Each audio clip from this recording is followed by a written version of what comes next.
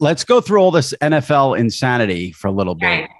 Doesn't that seem, by the way, so long ago? So long ago. And it was coming so fast. Like everything was happening so fast. Well, that it was crazy. I know. And one of the things I was thinking about in preparation to talking to you is like, how many people were affected by everyone else's moves and how, like, even you, I mean, you weren't like a major player in this, like Joe and Troy and Tom, but like you're involved. This is your team. These are your people. Yeah. And it was just, I mean, it all started, I guess, a couple of years ago with Romo, but then there's just the trickle down where Al Michaels leaves and Tirico gets moved up and Herb Street's now doing games with Al. Who would have ever thought that? And who would have ever thought Joe and Troy would be on ESPN? So like, the amount of people affected was really insane. Now, give us the situation with you, though, because your contract was up, but you're going to be with Kevin and Greg Olson, and then Kevin and Tom whenever Tom retires. Right.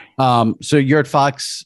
You re-signed. I signed a contract. I quietly did that. I kind of figured, enough was enough with the headlines for a while, and my deal was up in August, and Fox came to me pretty much right away and just said, we want to keep you here. At that point, I was unaware who I was going to be in a booth with, or I'm not in the booth, but who I was going to be doing the games with. So, they were great about it. And that's one thing I do have to say, regardless of what other opinions are out there. My bosses at Fox, Eric Shanks and Brad Zager, were very upfront with me, and even upfront with me when I would call and be like, what's going on? What's happening? What's the plan? I just want to know what the plan is. And they would just say, just hang on. Just hang on. I promise you're going to be happy. Just hang on. Right. So I'm a very impatient person. I'm a very emotional person. That was an emotional time. I've been open about that. But I did appreciate, for as candid as they could have been, they were to me. And I signed my deal and didn't make a big to-do about it.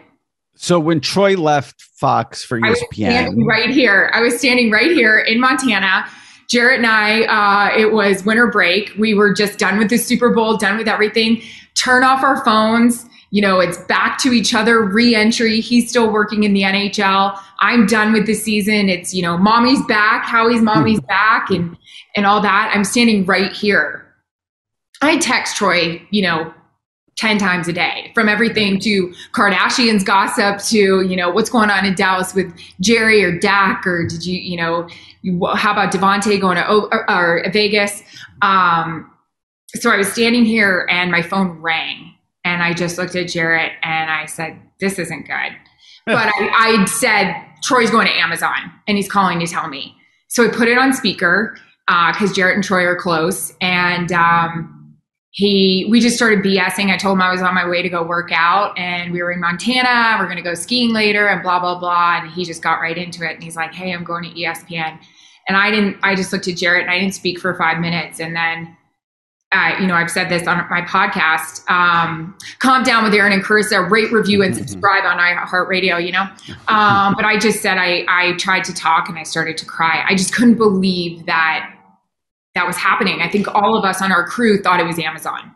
So when you heard ESPN instead of Amazon, were you like, what the hell is going on here? Yeah. I mean, I just was like, wait a second, what? And then my next reaction was, who are you doing the games with? Right. Because I just was trying to put it all together. Right. Yeah. So Troy made no secret that when he left, he wanted to still work with Joe Buck. Mm-hmm. And he often said he still wanted to work with you. He said in many interviews, you were like a sister. Did they ever try to get you? Was it anything official? Were there just like, maybe just like, oh, we'd love to get you here? Or was it didn't even come to that with going back to ESPN or joining them?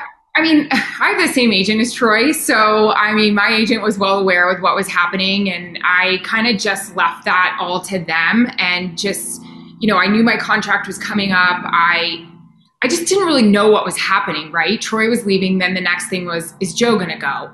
And then it was like, I forgot what domino fell next. It wasn't Joe. It was somebody else. It wasn't the McVay thing happening. Something was happening. And then it just started to go, go, go, go, go.